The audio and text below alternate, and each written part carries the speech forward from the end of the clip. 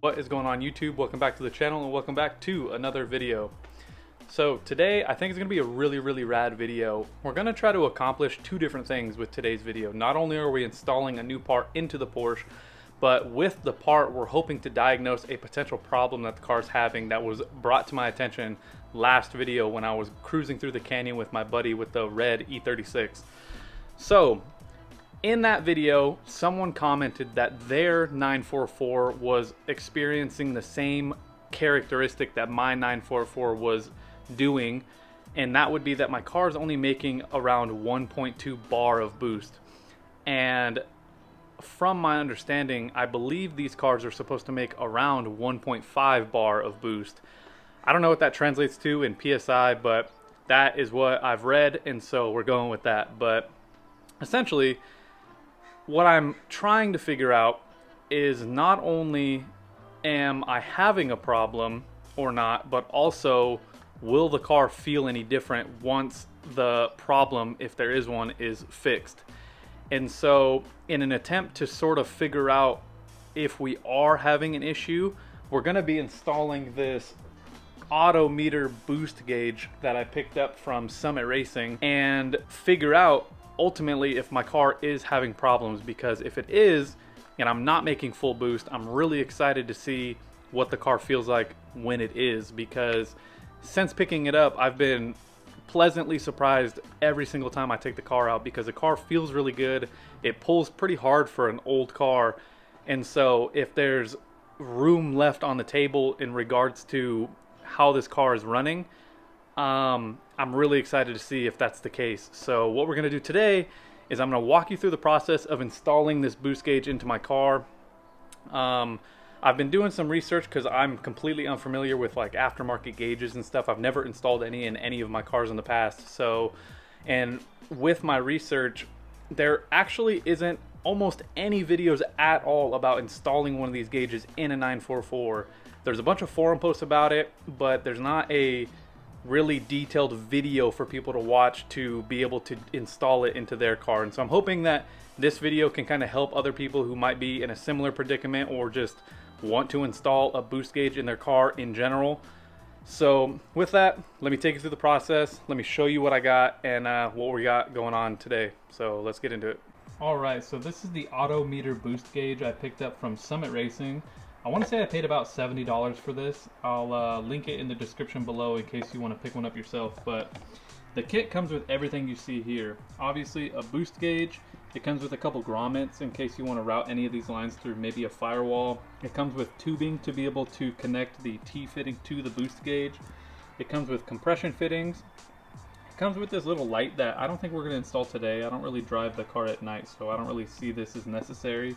And it comes with instructions, but the one thing this kit does not come with, if you want to connect this to the line that runs to the KLR, is a way to connect that line to this T-fitting. The line in the car is probably too old and too small and not soft enough to fit over this T-fitting. So what I did is just picked up this polyurethane tubing from my local Home Depot for, I want to say, about $7 to be able to connect this T-fitting to the line that runs in the car. But with all of this, the thing we need to worry about now is how we're actually going to mount it in the car.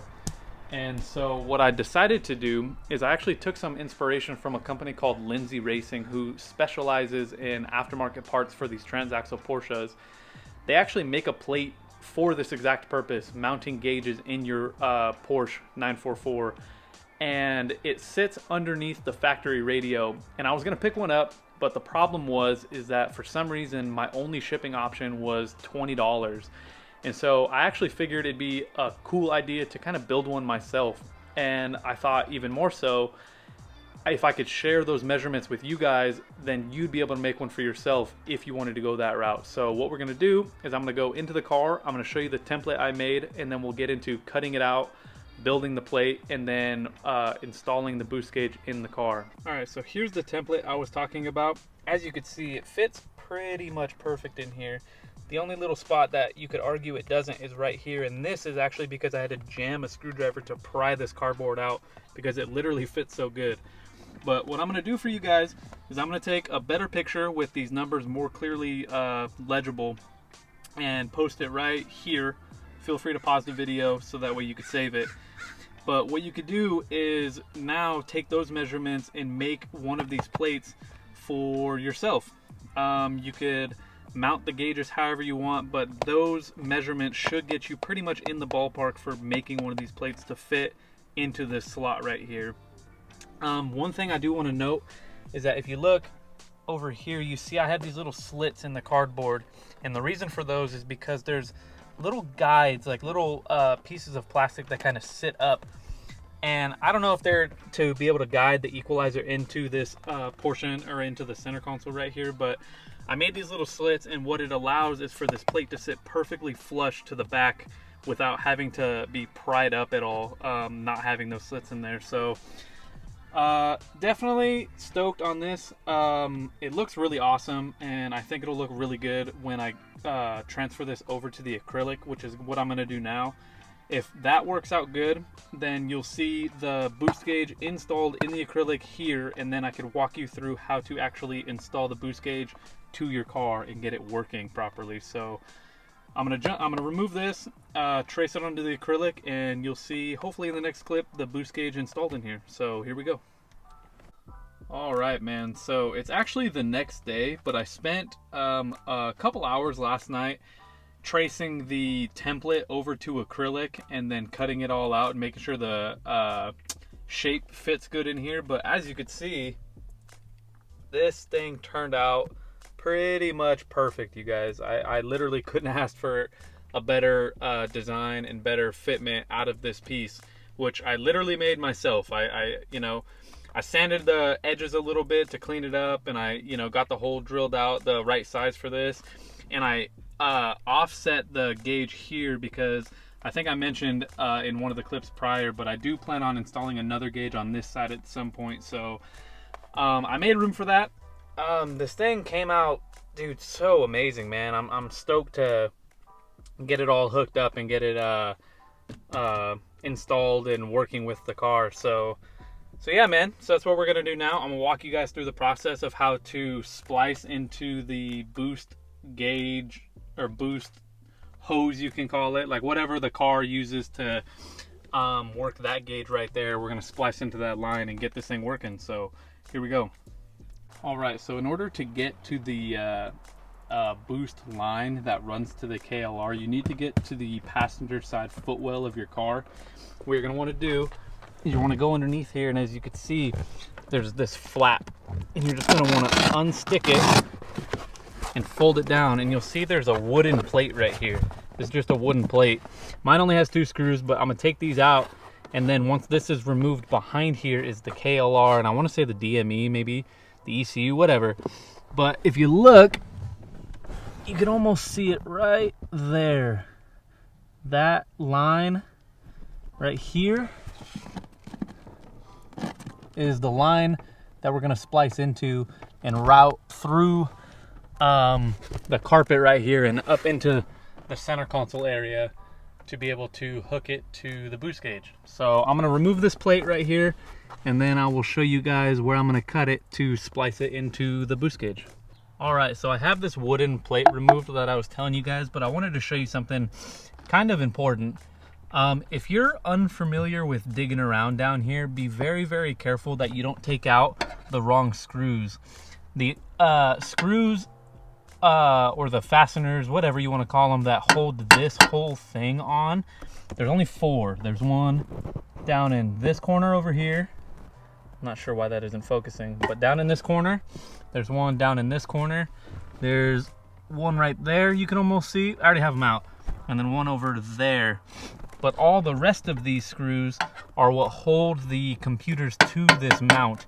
And unfortunately, just because this car was designed in the 80s, this is not the most well-designed setup. So if you take these screws out, it's pretty difficult and challenging to line all these back up and get them secured properly, because like some of these, like with this screw right here goes through both, but this screw down here only goes through one, and then lining all these holes up, it's kind of a pain. So just be careful. All you have to do is take out the 4 I told you, at the 2 at the top and 2 at the bottom, and then this whole thing can come out with the computers attached to this bracket. So just be careful.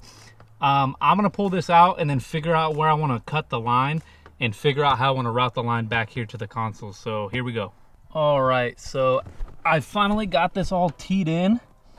This 1/4 inch polyurethane tubing that I bought from Home Depot ended up being the exact perfect size to fit over not only the T-fitting, but also over the hose that comes from, or that is already in the car. So this half and that half over there is what's in the car, and then I installed this T-fitting and routed this line already through the console and have it back installed into the car, into the back of the gauge. So what I'm gonna do now is put all this back together, and then we could start the car up, man, and see if the gauge works. So here we go.